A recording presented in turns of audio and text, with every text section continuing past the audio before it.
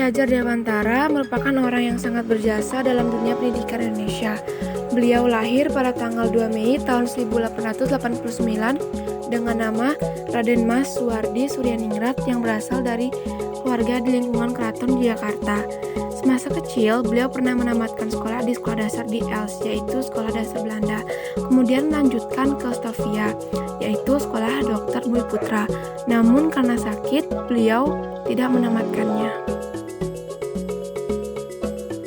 Selanjutnya, Ki Hajar Dewantara menjadi wartawan di beberapa surat kabar seperti Sedio Tomo, Medan Jawa, The Express, Utusan Hindia, Kaum Muda, Taja Timur, dan Pusara lewat tulisannya. Beliau melakukan kritik mengenai pendidikan Indonesia yang hanya boleh dinikmati oleh keturunan Belanda dan orang kaya saja, hingga akhirnya beliau diasingkan ke Belanda. Sekembali dari Belanda, Ki Hajar Dewantara mendirikan lembaga pendidikan Taman Siswa.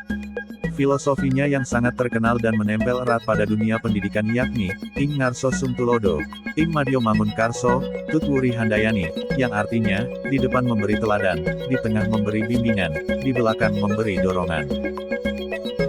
Setelah Indonesia merdeka, Ki Hajar Dewantara diangkat menjadi Menteri Pendidikan, Pengajaran dan Kebudayaan, Pengajaran Indonesia dalam Kabinet Pertama Republik Indonesia.